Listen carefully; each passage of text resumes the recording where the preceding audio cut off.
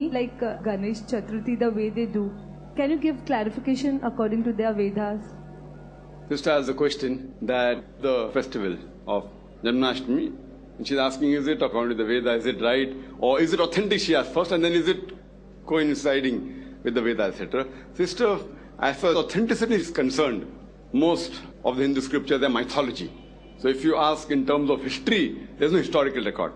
Janmashtami, if you read the stories, it's mentioned in the Mahabharata. This story mentioned in Mahabharata, that how Sri Krishna in his young age, when he was a child, when he wanted to have some curd, and previously in the olden days, they used to keep the curd tied on a height, close to the ceiling, or on a height, that's how they used to store it. So as the story goes in Mahabharata, that he used to take a stool, and on the stool he used to climb or make a pyramid and go on top of that, take his friends along and make a circle. The base there may be 3, then there may be 2, then he will go. He was the person who used to climb on top and break the handi, Dai handi also it's called. So just to commemorate that their Lord, their God, Sri Krishna, how he used to do, the similar thing, they replay it. So this is mentioned in the Mahabharata. As far as authenticity, historical record, there is no historical record of that. So just to commemorate that, how he does that on his birthday, they have this, and they again replay the same thing on his birthday, saying that we want to commemorate. That's the only incidence to celebrate. That's called Gokulashtami, Janmashtami, is called as Dayahandi, various names. So that's the only record we get from the Mahabharata. Hope that answers the question. Yes, brother. Assalamu alaikum. Wa alaikum assalam wa rahmatullahi wa barakatuh. I've been asked by many non-Muslims, why does Islam suppress women? I know that's not the correct answer. I know that Islam does not suppress women, especially the question relates to working. Muslim women are generally for to stay at home. You clarified in your last talk, I've listened to quite a few of your lectures, not all of them, but quite a few. You have also clarified that women can go to mosque, but in India, places like India and Pakistan, women cannot visit mosques. That's because it's a man-made rule, not God's rule. But what is Islam's opinion regarding women making a career for themselves if they observe modesty? There's a question that there's an allegation by the non-Muslim that Islam suppresses the woman, but the complete answer you can refer to my video cassette, Women's Rights in Islam. But coming to a specific question regarding can they work, and secondly, can they make a career for themselves?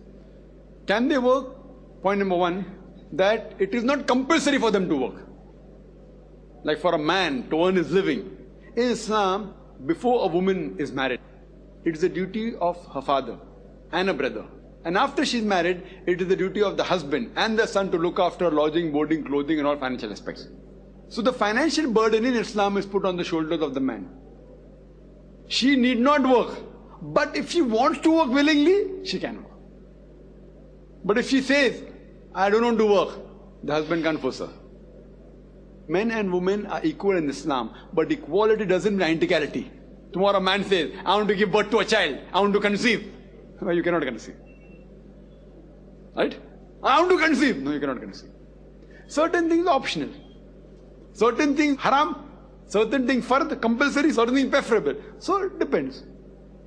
So similarly, depending upon the physiological makeup, the biological makeup, the roles of male and female are different. So the financial burden is put on the shoulders of the men. But yet the women can work if they want to work.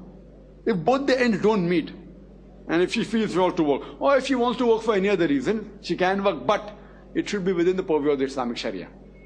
Within the modesty level, she should wear hijab. Fine, there should be segregation of the sexes, not intermingling of the sexes. Segregation, you don't know what segregation of sex is.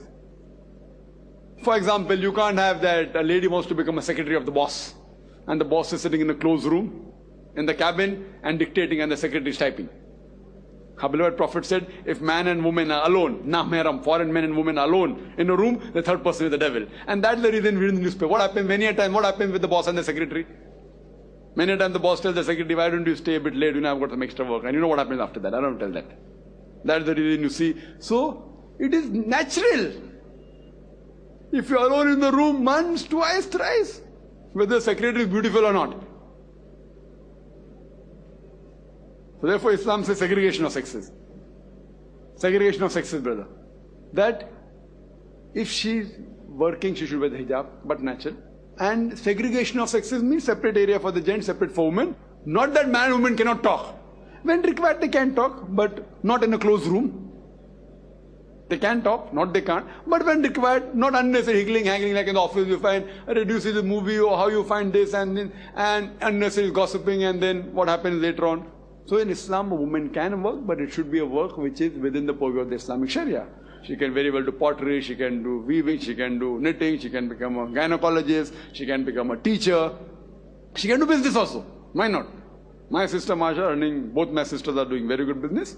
One of my sisters running a factory, separate section for the ladies, separate for gents. She handles the ladies section, brother handles the gents section. What is the problem? MD, managing director. Other sisters doing exports, no problem. But within the purview of the Islamic Sharia, no problem. But she need not work if she wants, she can. She can't do dancing. She can't do modeling. Same thing, a man also cannot do dishonest business. A man cannot work in an alcoholic bar. So what rules are there for women? Many are there for the men also. So what is haram for women is haram for women. What is haram for men is haram for men. Something is haram for both. Like working in an alcoholic bar is haram for man and woman both. Working in a gambling den for both. So it's not a separate thing. Can she make a career for herself? Why not? Why not? She can make a career. But it would not be outside the fold of the Islamic Sharia. The reason is because her main responsibility, because she's a woman, is that of a mother, is that of a wife.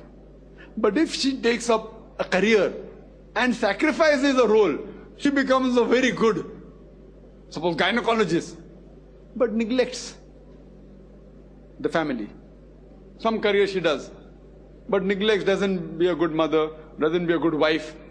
So she's losing. Because the reward that a person gets for becoming a mother is far superior. That's the reason our beloved Prophet said that paradise lies beneath the feet of the mother. There's a hadith in Sahih Bukhari, volume number 8, in the book of Adab, chapter number 2, hadith number 2. A person asked the Prophet that who deserves the maximum love and companionship? The Prophet replied to the person, your mother. The man asked who next? The Prophet said your mother. The man asked who next? The Prophet again repeated your mother. The man asked after that who? Then the Prophet said your father. That means 3/4, 75% of the love and companionship goes to the mother, 1/4, 25% goes to the father. That means, in short, gold medal goes to the mother, silver medal goes to the mother, bronze medal goes to the mother, the father gets a consolation prize. This is Islam. So now you're sacrificing that thing for career. In the world, fine, oh, very good career. Even if it is Islamic, I'm not talking about the haram career like modeling and actress and everything. But even the halal career, if I sacrifice what is required of being a good mother, or being a good wife, these are important. You want to be a good mother, you can never be. You and I, we cannot be. We will give a mountain of gold, we cannot be. Whatever we try. So imagine what has been given to her. She's losing that. What role is for us? Is for us.